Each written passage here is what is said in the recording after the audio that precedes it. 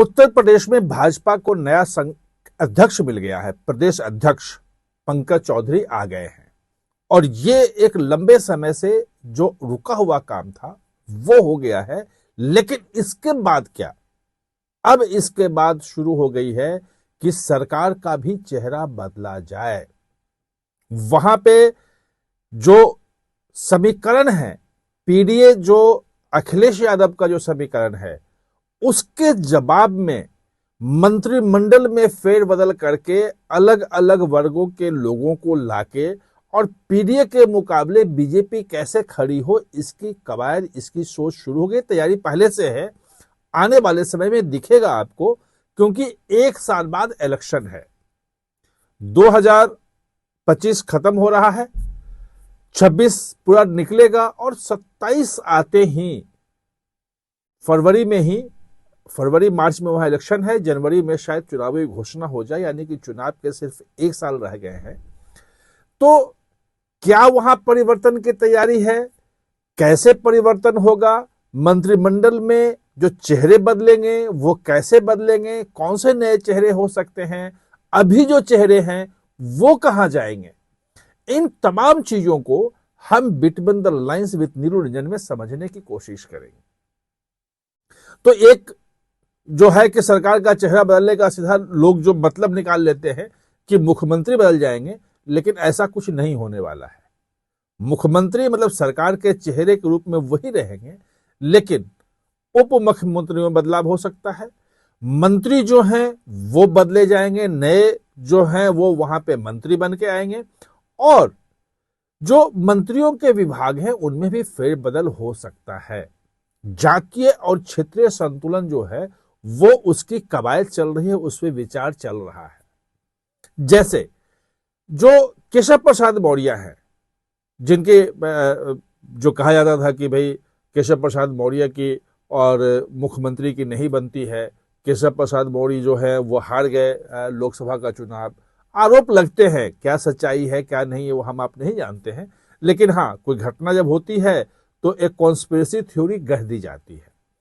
ये जो अब बात है वो साफ हो रहा है कि राष्ट्रीय अध्यक्ष जब चुना जाएगा, और जो अब कभी भी आ सकता है, कभी भी उसकी घोषणा हो सकता है खरमास में ही हो जाए, क्योंकि एक बड़े नेता ने कहा था खरमास हमारे लिए शुभ होता है, तो एक हफ्ते में हो सकता है, और बहुत हुआ तो 24 जनवरी के बाद हो जाएगा। उसके बाद केशव प्रसाद मौर्य जो है वो केंद्रीय राजनीति में आ जाएंगे। उन्हें जिस ढंग से बिहार का सह प्रभारी बनाया गया धर्मेंद्र प्रधान के साथ, वो संकेत देता है कि संगठन में उनको लाने की तैयारी में अमित शाह हैं, अमित शाह ही करीबी हैं।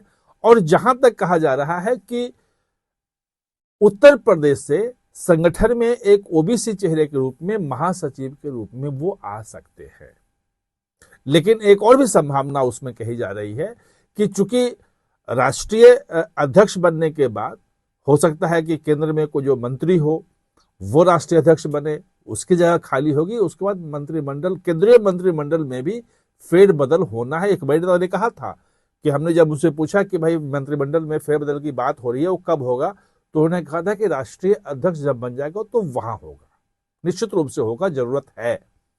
तो हो सकता है केशव प्रसाद मौर्य मंत्रिमंडल में आ जाए, नहीं तो संगठन में महासचिव के रूप में, जो मेरी जानकारी है वो लगभग तय है। जब तक कुछ होता नहीं है तो तय नहीं कह सकते हैं, इसलिए मैं कह रहा हूं कि दोनों में से कहीं जाएगी।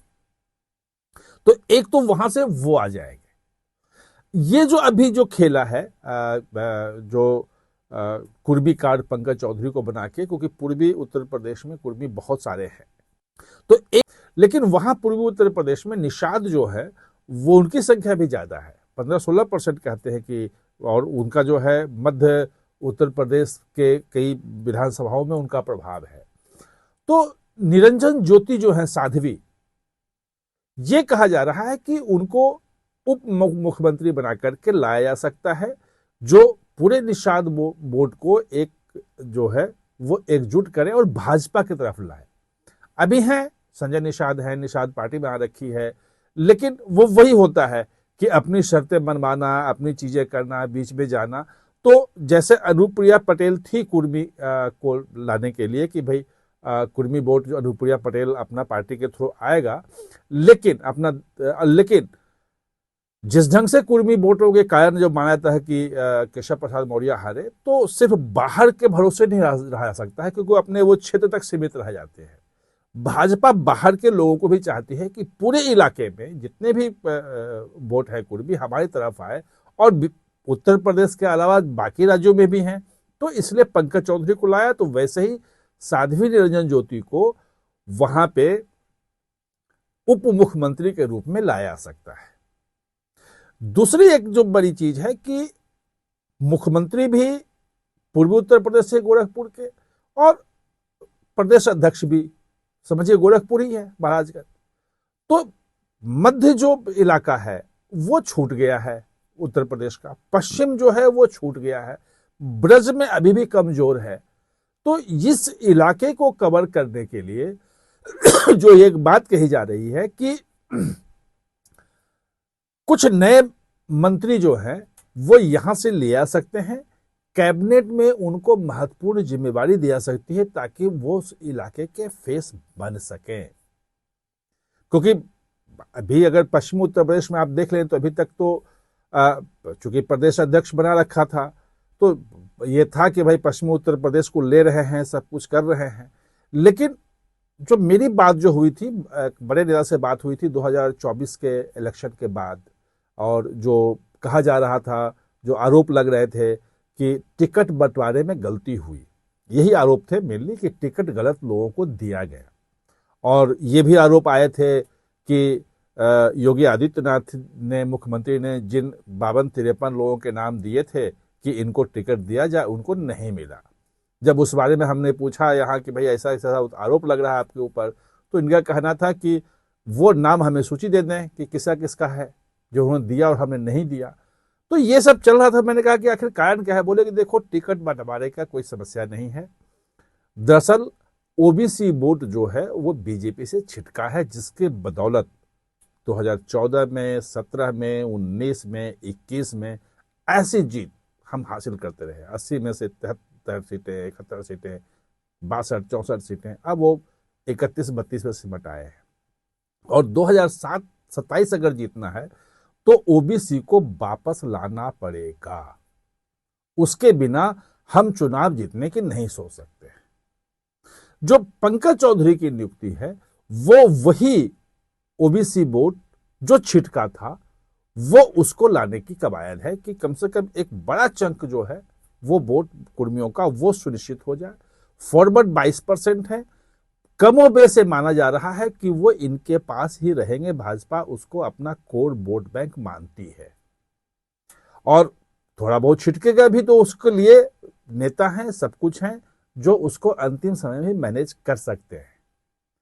अब दूसरे जो कास्ट है, दूसरा जो है, वो उसके लिए इनको चिंता करनी है, और चेहरे जो बदले जाएंगे, जो आप देखेंगे कि योगी मंत्रिमंडल योगी रहेंगे, क्योंकि मैं एक अलग से बनाऊंगा कि योगी पे कैसे निर्भरता बढ़ी है, और योगी सिर्फ हिंदुत्व के कारण नहीं, दूसरे कारणों से ग्राउंड रिपोर्ट जो आ रही है योगी के पक्ष में बहुत ज्यादा आ रहा है, इसलिए उन पे कहीं कोई सोच भी नहीं सकता है, मतलब सोच के बाहर है वो।